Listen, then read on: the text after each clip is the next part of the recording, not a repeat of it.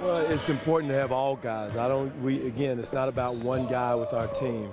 One guy adds an element to our team, but there's not one player that's bigger than anybody else. We've got to do it as a unit, as a team, whether it's offensively, defensively, no matter who's in the lineup. Could you talk about how much a priority practice time is at just the point in the season? How are you utilizing this time now? Well, it's precious. Every minute's precious you have on the court, whether it's mental or physical. More mental today than it was physical, just because we have one more game and got some nicks and soreness and all that fatigue, mental fatigue more than anything else. But again, I think that's the trend of the NBA now. Less practice time. There's so many mandatory days now. We have to give them off.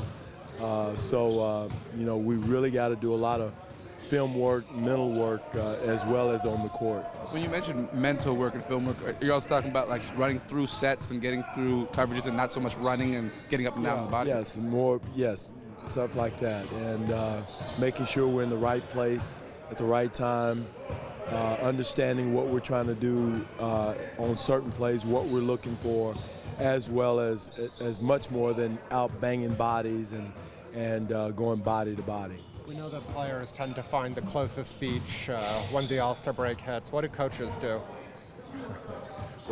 Well, you can find the coach's chair, closest chair more than anything else. It's a good mental break. Again, the 7 days, whatever the days off, are great.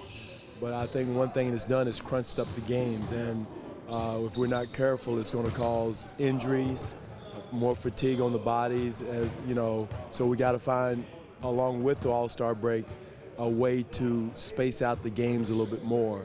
That way you do take the stress off the bodies and you do get a better product on the floor from that situation, because even though you might have some days off, you still can have mental practice time, rest time to let the bodies recoup more so than, because after the break we got a lot of back-to-back sets that are crunched in because we had the time off at All-Star break. Should you guard then of shortening, say, the preseason to give you that time in the regular season? I would say that. It's not my call to make, but I would say that's something to relieve the pressure of as many back-to-backs that are all crunched in a row, because something's going to give, whether it's the players' bodies or the product on the floor. There's nothing better than a fresh NBA body and mind going into a game. Do you like the week, though, with the All-Star now? I like that, but somewhere else has got to give. I mean, whether it's preseason and time between games in preseason, or less preseason games and that type of thing.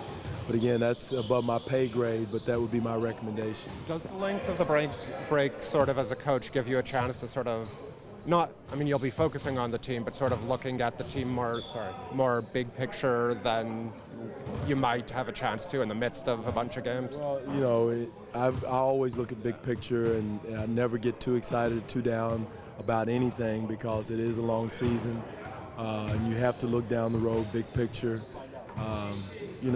So it does, but more than anything else, it gives the players a chance to breathe, to take a deep breath, to let their bodies recoup, get over some of the nagging little injuries they have that sometimes we take for granted, that we look at a guy, well, how come he's not playing at a high level? Well, his body's messed up, something's hurt, he's sore, or he's mentally sore.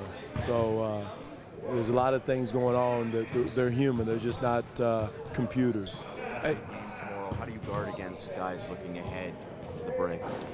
We've been preaching it now for the last 2 weeks, and I thought 3 or 4 weeks ago we took off a little quick, but we've been preaching it, and hopefully they understand how Washington's going to come in here tomorrow night ready to take our heads off, with the same attitude Brooklyn had, same attitude that Milwaukee had after we beat them.